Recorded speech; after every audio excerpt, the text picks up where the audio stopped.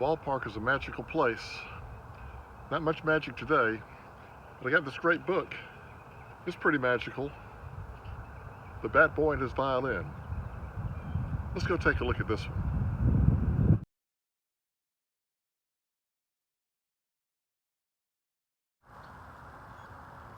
The Bat Boy and His Violin by Gavin Curtis, illustrated by E.B. Lewis.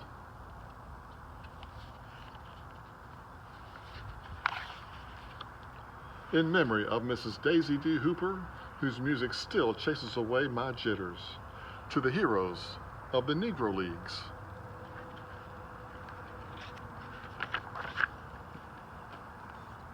I sashay my bow across the violin strings the way a mosquito skims a summer pond. With hardly any mistakes, Tchaikovsky fills the living room of our house on Tyler Road. When the back door slams and metal cleats stomp onto the kitchen floor, I know Papa is home. Is Reginald at it again? He shouts between notes. Hush up, Mama says. I just love this one. Cooped up inside all the time, it's a wonder that boy don't sprout mushrooms. I try to play louder than Papa's voice by sawing the music hard. He sometimes comes home in a bad mood because he's the manager of the Dukes, the worst team in the Negro National League. So far, the 1948 season has been the toughest yet. Papa's even having trouble booking games the team is likely to lose. He says it's because all his best hitters and fielders are going over to play for white teams, the way Jackie Robinson did last year.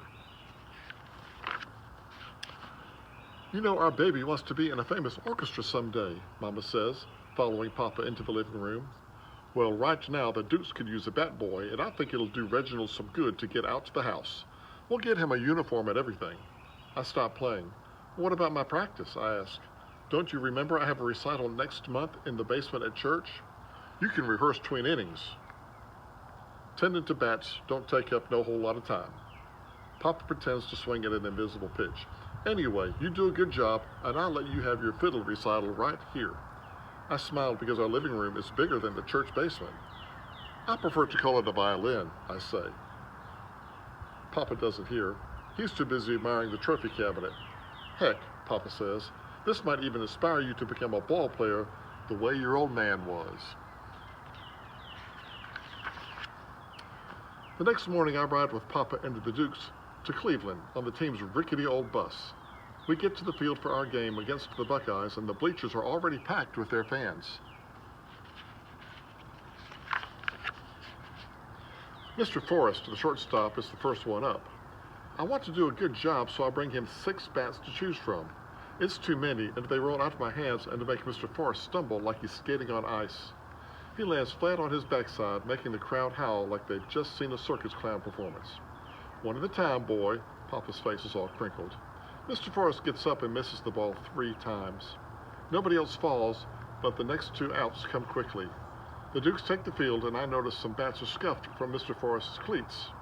I remember the polish I use on my violin, and I buff the bats clean with a towel until they shine. I lean them with the others evenly in a row against the fence, standing beside them ready for when it's the Dukes' turn to bat again, praying nothing more goes wrong. Starting to get the hang of it, ain't you? Papa says. Yep, I say, rocking heel to toe, toe to heel. Mr. Mosley, the third baseman, tips his cap because I hand him a bat. When he swings at the pitch, the bat slips out of his hand and he misses the umpire's head by no more than an inch. I'll pass out the bats, Papa says after the umpire has calmed down. Papa grumbles under his breath because the umpire makes him rub dirt on each bat. Can I help? I ask. Why don't you relax a spell on the bench? It'll give you a chance to fiddle. You mean violin. Just keep it low. Lord knows I don't need nothing making my head ache worse. Papa takes his cap off and uses it to wipe the sweat from his face. I play Swan Lake the way I feel, sad and quiet. But I'm not clumsy with my violin. I'm careful, glancing only one time at the music I know by heart. In the last measure, I pull my bow slowly to hold the final note long. That sure was something pretty, says Mr. LaRue, the center fielder who is waiting on deck. Kinda makes the hairs on the back of my neck do a jig. Thank you, I say, a little embarrassed that anyone had listened.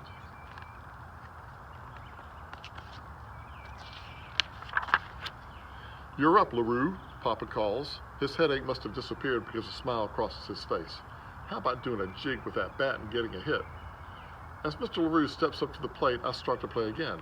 He lets the first pitch go past him, but swings hard on the next.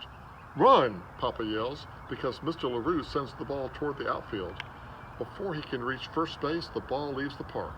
He takes his time and does kind of a hop around the field while I play until he gets back to home plate.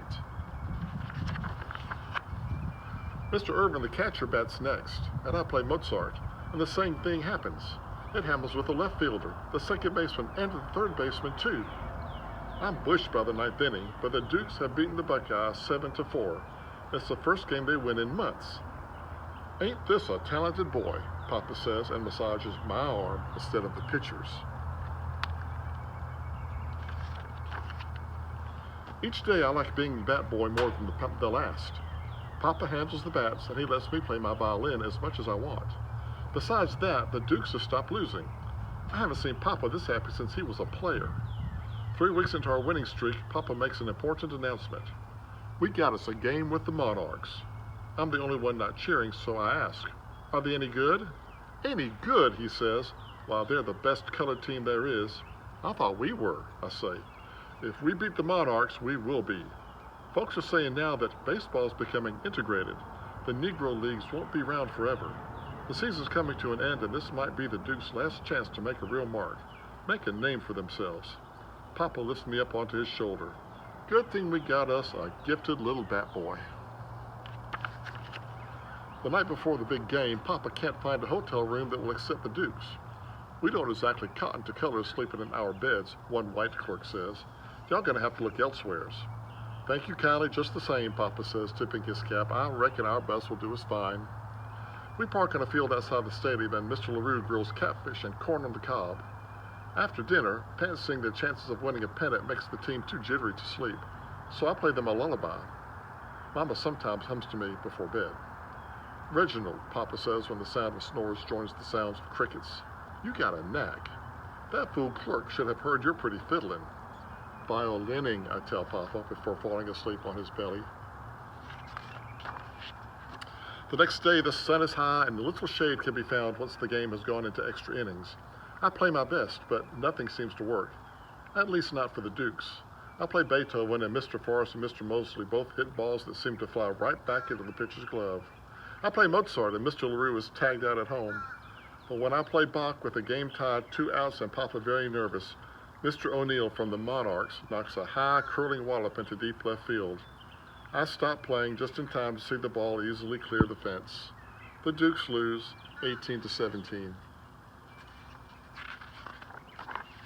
The team congratulates the Monarchs and heads for the showers. No one says anything when they walk past me. Papa looks sad as he gathers up the equipment. I want to help him, but I go straight to the bus instead, wondering if the church basement is still available for my recital. Son, Papa finally says on the quiet ride home, play something happy. He takes the violin down from the baggage rack and hands it to me. We could all use a little cheering up. I was afraid you wouldn't like my music anymore. I twist the pegs and make sure it's tuned. Of course I still like your music. Papa sits in the seat and puts me on his lap. It sure helped us get a lot farther than I thought we could without our best players. Shoot, when I shut my big mouth and listened, I loved what I heard. I love you though, most of all. Win or lose, Negro Leagues or not, ain't no ball game ever gonna change that. I love you too, Papa. I hug him and then play the minute waltz over and over. A week later, baseball season is over, and at last, I perform my recital. The only sound heard through our house on Tyler Road is the softness of a Schubert sonata with no mistakes. Mama, Papa, the Dukes, and their wives fill the first 4 rows of our crowded living room. You folks must be right proud of Reginald, I hear Mr. LaRue whisper.